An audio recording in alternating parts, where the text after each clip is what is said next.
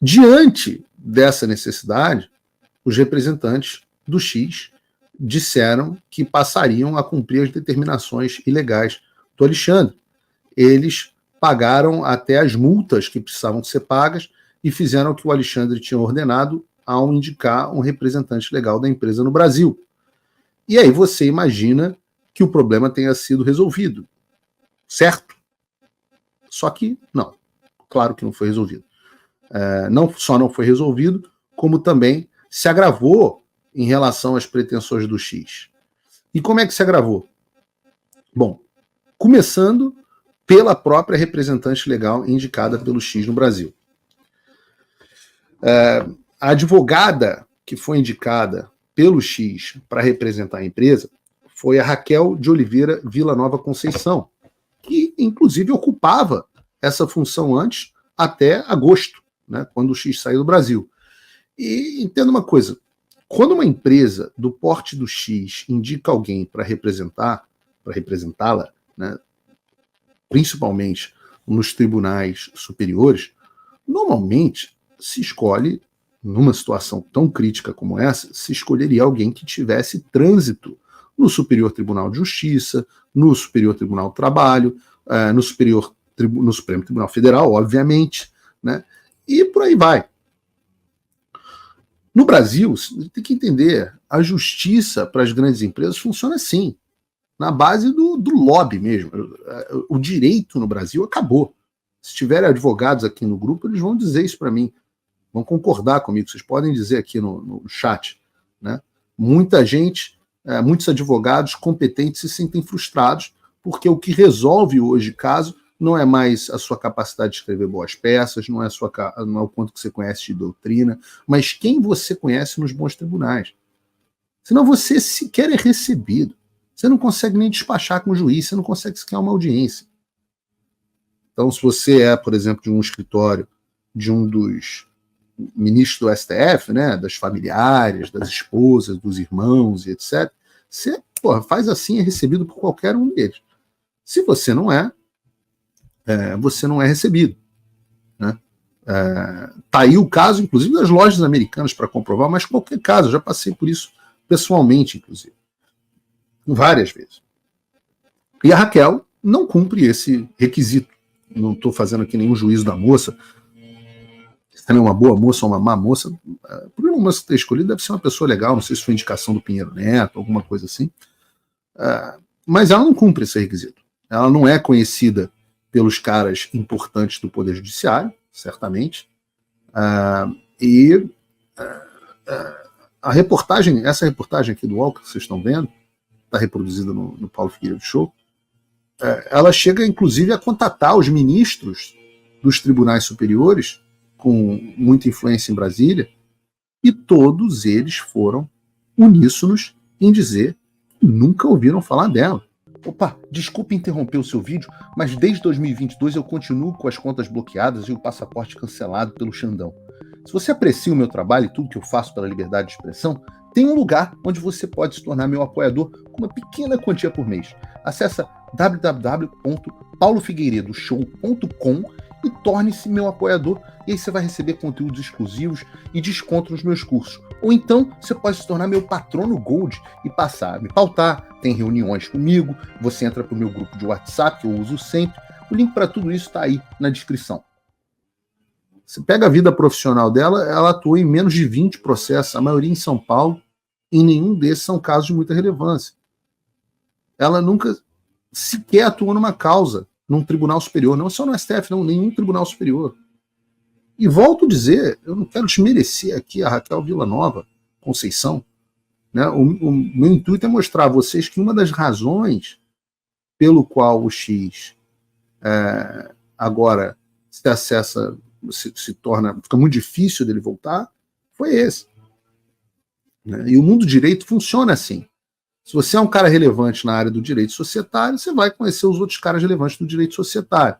Se você é um cara relevante na área do direito minerário, você vai conhecer outros caras relevantes no direito minerário. Qual é a facilidade que o escritório do Pacheco, por exemplo, tem em acessar os caras do STF? Até para tratar de direito minerário, por exemplo, né? Procurem um vídeo do Pacheco envolvendo, do Roberto Jefferson, acho que na Jovem Pan, no Direto ao Ponto, falando sobre Pacheco e Brumadinho. Um dia procurem esse vídeo, voltou a circular aí na internet. Não vou falar muito, porque o coitado Roberto Jefferson foi preso imediatamente depois dessa entrevista, logo depois. Então, por que então uma empresa do tamanho do X, cujo sócio é um dos homens mais ricos do mundo, tem dinheiro suficiente para contratar os melhores advogados do planeta, contrataria uma advogada desconhecida e que nunca sequer teria atuado em tribunais superiores para representar a empresa, inclusive em tribunais que ela nunca atuou? Vocês entendem que essa história toda foi mal construída, né? Tem um componente aqui que foi o fato de que o X parece que chegou a contratar e nomear a advogada Vanessa Souza, que essa sim tem bom trânsito nos tribunais superiores, inclusive lá no gabinete do Alexandre, etc. Tem bom trânsito, uma pessoa conhecida na área de direito digital e tal.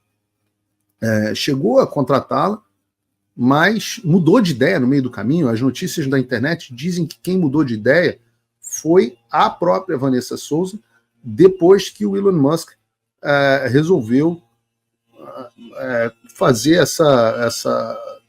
usar esse subterfúgio do Cloudflare, né? Então, pelo que eu apurei, o que teria acontecido é que o Elon Musk estava trabalhando para voltar com o X, tinha concordado com as exigências, apontou esse representante legal com bom trânsito no STF, e no meio do caminho ele simplesmente resolveu dar esse somebody love, dar esse golpe assim em cima do STF para restituir o ex na marra. E esse aqui foi o ponto mais confuso para mim que eu abordei no último Paulo Figueiredo Show. Ora, eu entendo a estratégia de você concordar com o STF para restituir o X temporariamente, né, um recuo estratégico temporário. E eu concordo com a estratégia também de não restituir, mandar o X para o espaço e paciência. O que não dá é para você ter as duas estratégias ao mesmo tempo. Porque se você está trabalhando para restituir o X, ora, por que você tenta dar essa volta do Cloudflare sabendo que isso ia irritar o Alexandre? Né? Não faz muito sentido. É meio que assim, eu gosto de brincar, digamos assim, vamos dizer que você terminou com a sua ex e você está tentando uma reconciliação, você promove para vocês fazerem terapia de casal, tá ali, pede a um amigo para tentar fazer uma reaproximação de vocês e tal, e aí você vai no Instagram e posta uma foto doidão na balada com a amiga dela. As duas coisas não batem. Qual das duas estratégias? Ou você está tentando mostrar que está seguindo com a vida, ou você está tentando voltar com a ex. Né? E o Alexandre não é burro. Ele é tudo. Você pode escolher qualquer adjetivo a respeito do Alexandre, mas ele não é burro. Né? Você não precisa ser um especialista para chegar à conclusão que o Alexandre pode estar chegando, que essa mulher parece ser uma laranja. E não efetivamente alguém contratada para representar legalmente o X no Brasil. E não dá para o Alexandre negar ela como representante, mas ele pode criar uma série de restrições. Na verdade, o Alexandre é maligno, é mafioso, é um vilão, é tudo que você imaginar, mas ele não é burro. E nesse ponto eu não teria feito o vídeo dizendo por que o X voltou para o Brasil, eu procurei manter o silêncio, não acho que foi a melhor coisa dar o ouro para o bandido, explicar para os adversários, mas foi ponto vencido, né? Aconteceu sem eu saber. Mas eu acho que o Alexandre viu a estratégia do X. Se antes ele tinha mandado só que o X indicasse um representante legal no Brasil, agora ele fez uma série de novas exigências completamente arbitrárias e sem pé nem cabeça.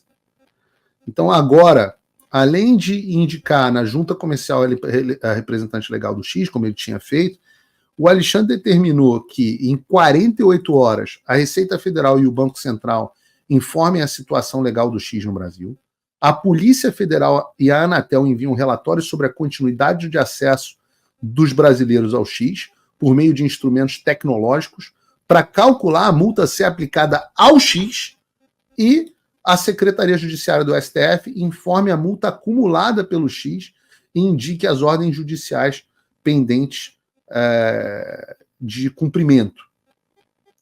Esse segundo ponto, por exemplo, né, a Polícia Federal e a Anatel enviar relatórios sobre a continuidade de acessos brasileiros para calcular uma multa, esse é absolutamente louco, né?